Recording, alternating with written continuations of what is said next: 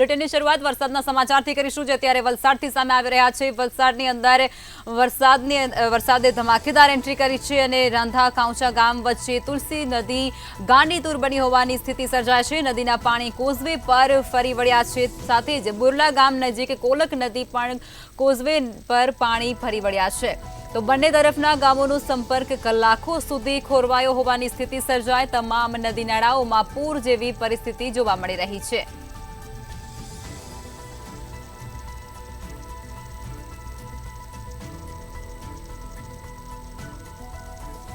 વલસાડની અંદર અત્યારે મેઘરાજા ધબધબાટી બોલાવી રહ્યા છે અને તે અંતર્ગત અનેક વિસ્તારોમાં અત્યારે વરસાદ મુશળધાર વરસી રહ્યો છે। કપરાડા સહિતના પંથકોમાં ધોધમાર વરસાદ, તમામ નદી નાળાઓમાં પૂર જેવી સ્થિતિ સર્જાય છે। રાંધા કાંચા ગામ વચ્ચે તુલસી નદી જાણે ગાંડીતુર બની હોય તેવી સ્થિતિ, સાથે જ નદીના પાણી છે તે કોઝવે પર ફરી વળ્યા।